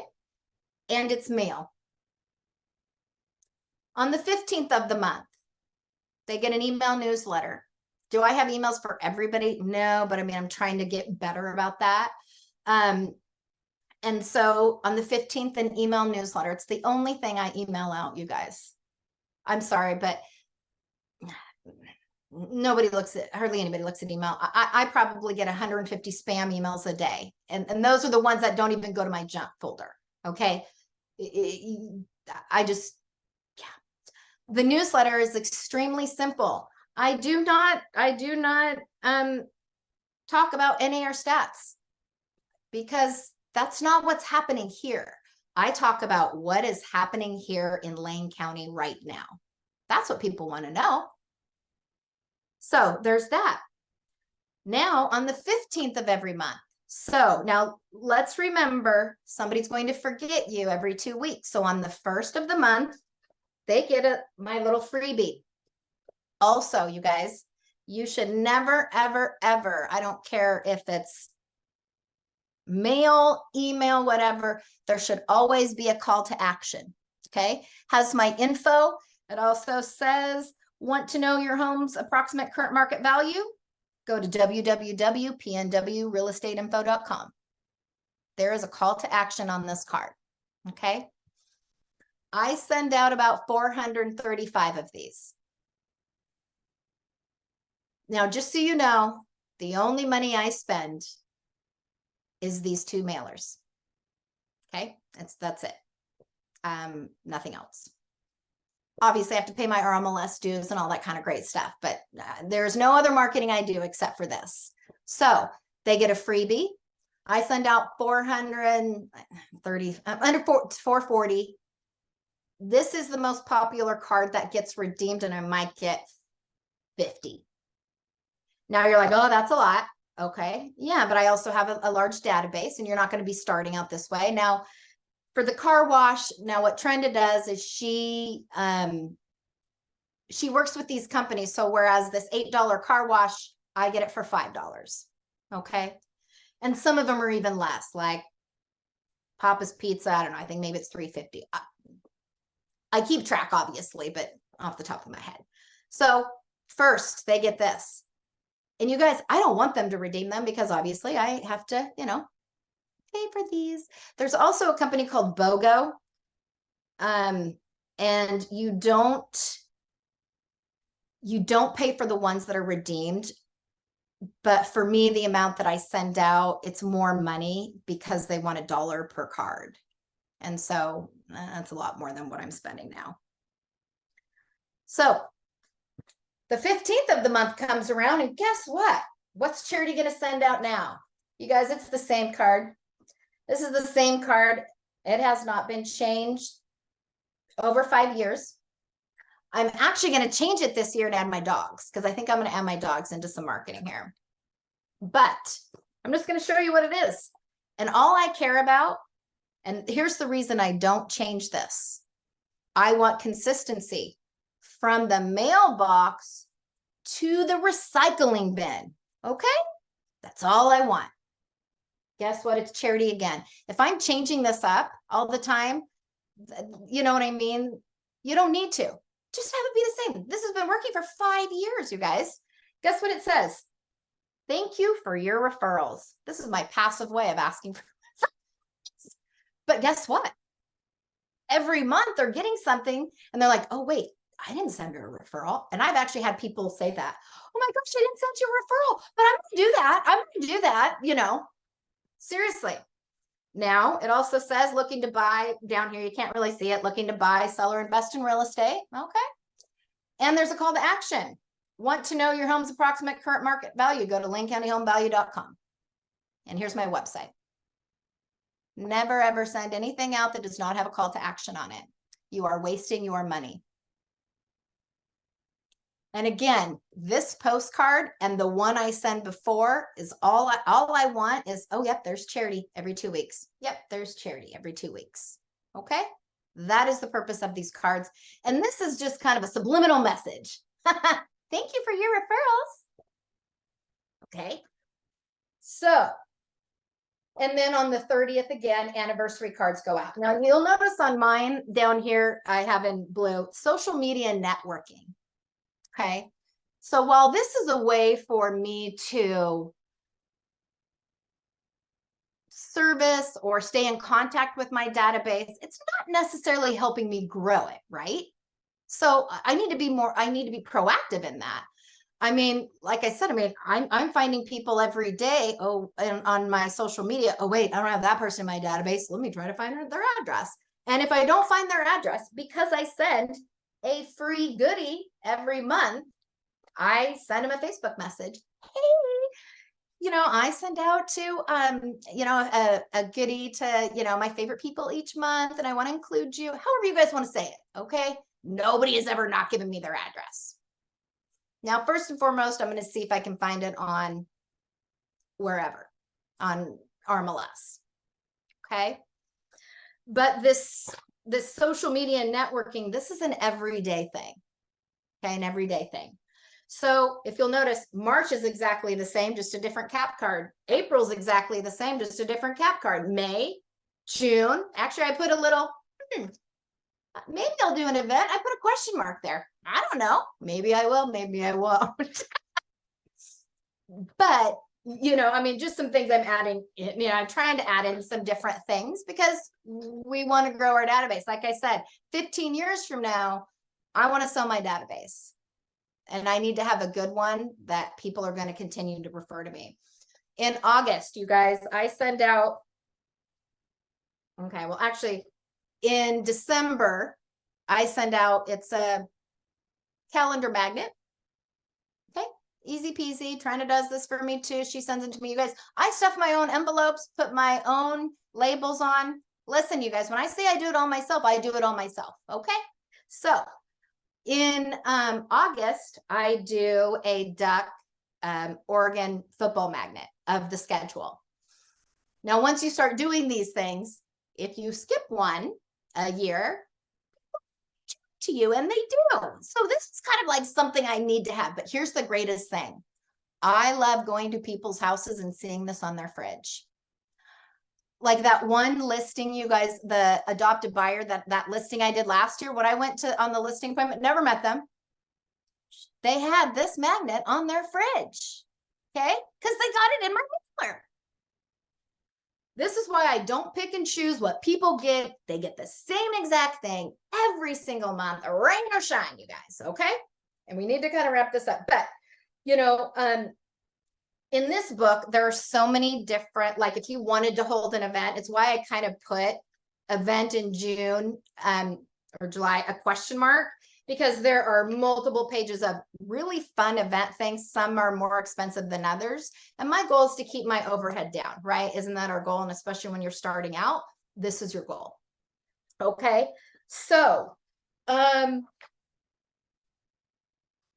you guys, that's really it. I do want to say another thing about these magnets. Okay. So I adopted a dog, 2018. And the foster parent, you know, I put them in my database. Okay. So they've been in there since 2018. We chat via social media. She loves all Chi-Chi's photos. You guys, I'm building this relationship with this woman that, you know, I met one time. Okay. But I honestly feel like she's family. And that's really kind of the power of social media if you use it correctly. And you really listen to what people are doing and what they're saying. So I'm going to end with this. Recently, my uncle, through 23andMe, found out he had another child. Okay. So, anyway, I meet her. She lives in Portland. She's in her 20s. I meet her in December for the first time. The whole family's meeting her. This was, whoa, you know, big deal. And she walks in. And we have a lot of family there, and my family's a little nuts, right? And I see this poor little thing. And so I said, hey, you know, I'm your cousin Charity.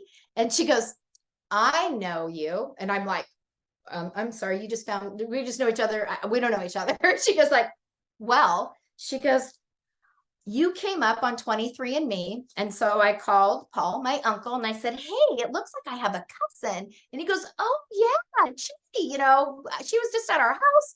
So, and they live in Portland, by the way. He's like, yeah, go look her up on Facebook. She's beside herself because her bestie, the parents, are Chi-Chi's foster parents. And she was just there a couple months ago, and she saw this magnet on the fridge. She's like, yeah, you're on my friend's parents' fridge. And she just said she loves you. I mean, seriously, you guys, you can't make this stuff up. I mean, be consistent, and you can make this really, really fun. For me, this is the fun way to do real estate. Do I have bad days? Yeah, I have had months, you guys, where I've had all 4 transactions fall apart in a month. What can you do? You get back up and you keep on going. Okay. So, but I will say this is not overnight, you know, all this return. It might take 2 to 3 years before you really start noticing, oh, wait, yeah, I can cut out this. I can cut out this, because guess what? If I just spend my time and my effort on these people that I know, I guarantee you can have a successful real estate business with very little overhead. Well, that's all I have for today. Any questions before we wrap up? Yes, Jordan. You were saying your contact information is in the chat, but I don't know if I'm the only one not seeing it, but I don't see it in there. I don't know if you can just copy and paste it maybe again in there. I don't know if it's maybe because I joined after you sent it. Okay, so you wanted here. Let me see here. I'm going to type something in here, and you guys tell me. Do you guys see that? I can see that. Okay, so you know what happened was everything that I put in here, you guys, I put I'm gonna copy this and I'm gonna put it in this chat. Yada, yada, yada. The landlord tenant laws, what are the new landlord? You guys, there's a lot. Okay, so there's a website you can go to, Google landlord tenant laws. I mean, one of the things that I'm going to do next month, and again, you want to be the resource. Every little thing you can do to be a resource is fabulous. So, you know, I don't think people need 3 and 4 mailers from me. So whenever I want to send something else out, I disregard this card. My thank you for referrals card. You know, this is kind of a filler for me. But sometimes I may want to send something different. Like the newsletter. I'll do that in place of this, because let's remember, I don't want to spend a whole lot of money every month. Okay. And so I try to find the most cost-effective ways for me to grow my business. And I can tell you, growing your database is free. You putting names into that database is free. How you connect with them is however you want. But I will tell you, you need to be touching them at least 36 times a year. And it does have to be in different avenues. You can't just focus on social media. I mean, look, had I not sent out that newsletter, a lot of my people in my database wouldn't have never known I had cancer. Okay. And then you guys, people want to do business with people that they like and trust and who they can relate to. Just be that person. Okay. Now you guys have my phone number. You have my email address. If there is anything I can help you with in the future, please let me know. Thank you. You're welcome. Talk to you later. Bye. Thanks, Charity. Welcome.